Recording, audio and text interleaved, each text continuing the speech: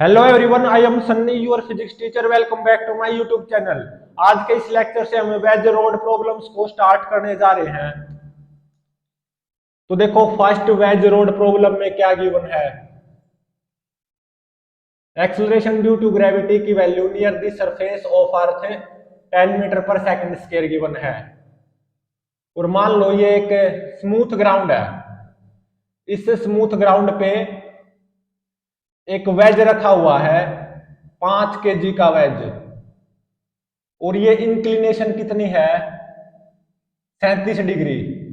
और ये वेज भी क्या है, स्मूथ है, और ग्राउंड भी स्मूथ है। ठीक है। और 37 डिग्री की राइट एंगल ट्रायंगल भी गिवन है। यहाँ पे 3 होता तो यहाँ पे 4 और यहाँ पे 5।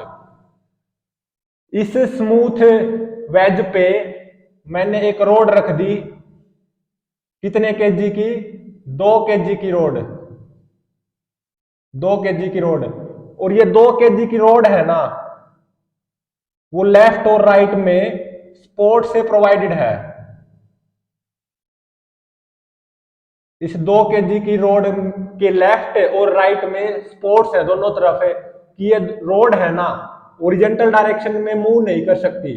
अगर केवल मूव कर सकती है तो वर्टिकल डायरेक्शन में मूव कर सकती है। तो इस रोड का जो लोअर पॉइंट है या लोअर एंड है वो भी क्या है, स्मूथ। और ये हमारी वेज भी स्मूथ है और ग्राउंड भी स्मूथ है। मतलब ऑल सरफेसेस आर स्मूथ है, सभी सरफेसेस स्मूथ है, कहीं पे कोई फ्रिक्शन नहीं आ सकता। ठीक है। और कुछ ऐसे एक्स एक्सिस और वाई एक्सिस गिवन है।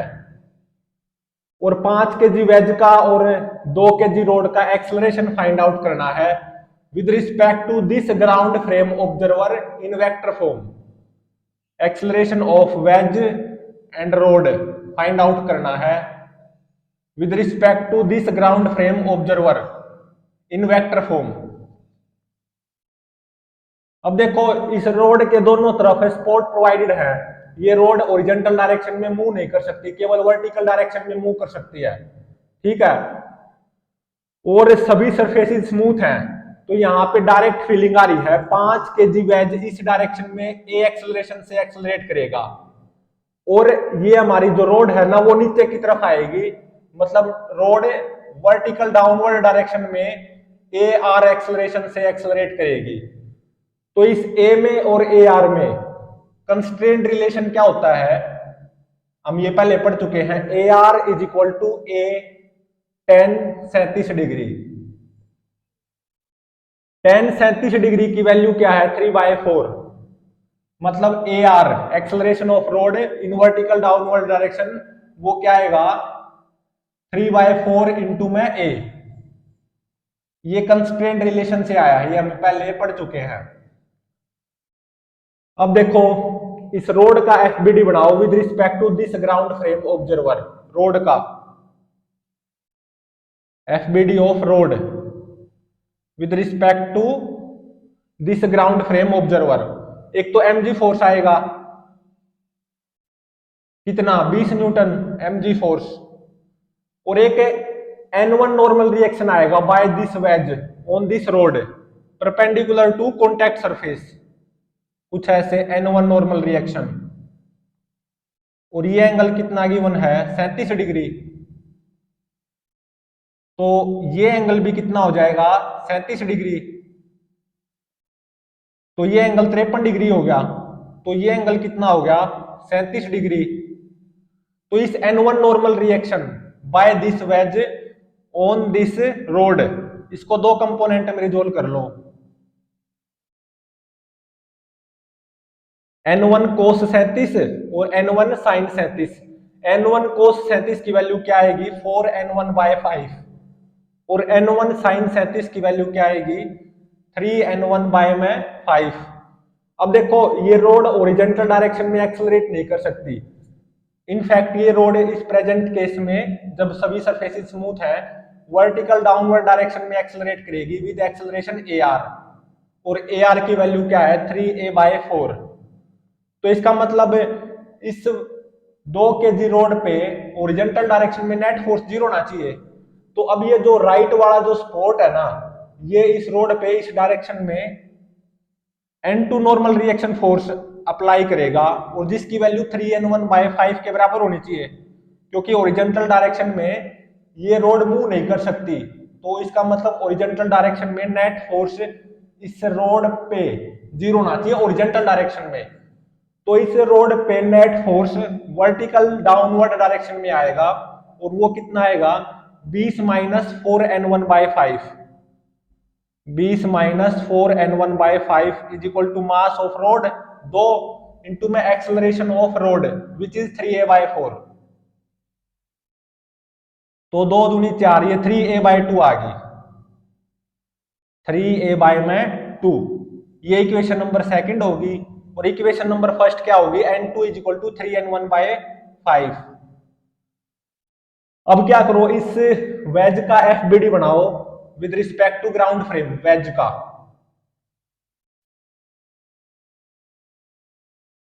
सभी सरफेसेस स्मूथ हैं, तो wedge with respect to ground frame observer इस डायरेक्शन में ए एक्सेलरेशन से एक्सेलरेट करेगा।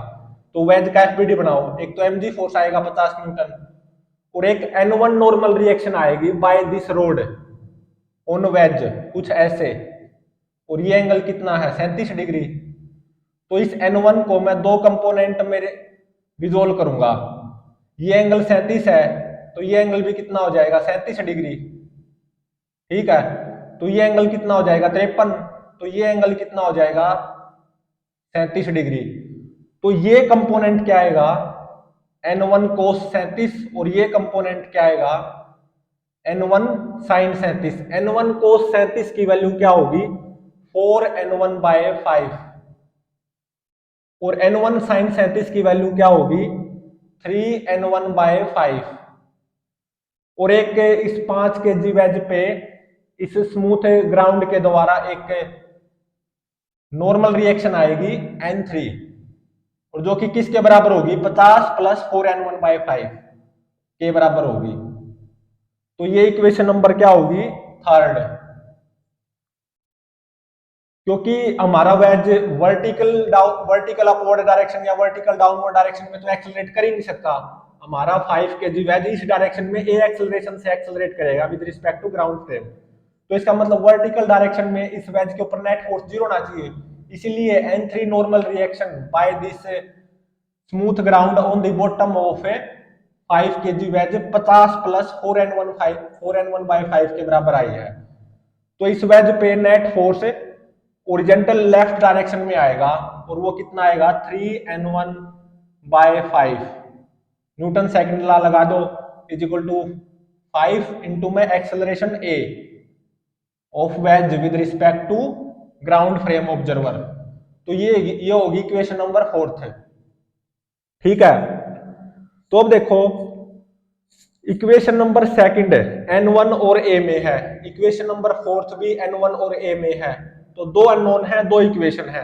दो अननोन क्या है N1 और A, और दो इक्वेशन सेकंड एंड फोर्थ है। तो यहाँ पे सेकंड एंड फोर्थ इक्वेशन को सोल्व किया जा सकता है। Solving second and fourth equation, A की वैल्यू क्या आएगी 2.448 मीटर पर सेकंड स्क्वायर।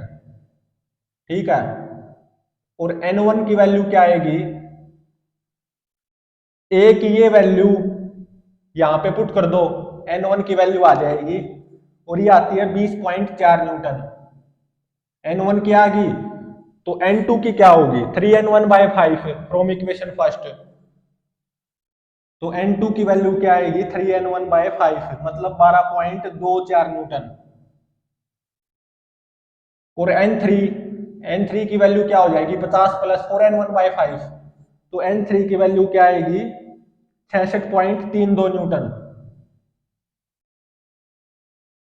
ठीक है, N3 की वैल्यू, A N1 N2 की वैल्यूज, और acceleration of road which is in vertical downward direction with respect to ground frame, AR की वैल्यू वो क्या होगी 3A/4। A की ये वैल्यू यहां पे पुट कर दो, तो AR की वैल्यू आ जाएगी 3A/4। तो AR कितना आता है acceleration of road which is in vertical downward direction with respect to ground frame, ये आता है 1.8 36 मीटर पर सेकंड स्क्वायर। तो ये आ गई AR की acceleration of rod in vertical downward direction with respect to ground frame. कितना होगा 1.836 मीटर पर सेकंड स्क्वायर, और 5 kg वेज इस डायरेक्शन में 2.448 मीटर पर सेकंड स्क्वायर से एक्सेलरेट करेगा with respect to ground frame, और रोड नीचे की तरफ वर्टिकल डाउनवर्ड डायरेक्शन में एक्सेलरेट करेगी with respect to this ground frame. कितने एक्सेलरेशन से 1.836 मीटर पर सेकंड स्क्वायर से। और normal reaction between this wedge and rod वो क्या होगी N1 20.4 न्यूटन, और normal reaction by this spot on rod वो क्या होगी N2 12.24 newton. Normal reaction between wedge and smooth ground N3 66.32 newton, और 5 kg वेज इस डायरेक्शन में 2.448 मीटर पर सेकंड स्क्वायर से एक्सेलरेट करेगा, और ये हमारी रोड वर्टिकल डाउनवर्ड डायरेक्शन में 1.836 मीटर पर सेकंड स्क्वायर से एक्सेलरेट करेगी।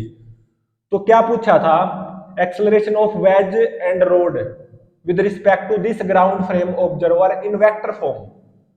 तो वेक्टर फॉर्म में अभी नहीं आया है, तो वेज का acceleration with respect to this ground frame observer in vector form वो क्या आ जाएगा -2.448 आई कैप,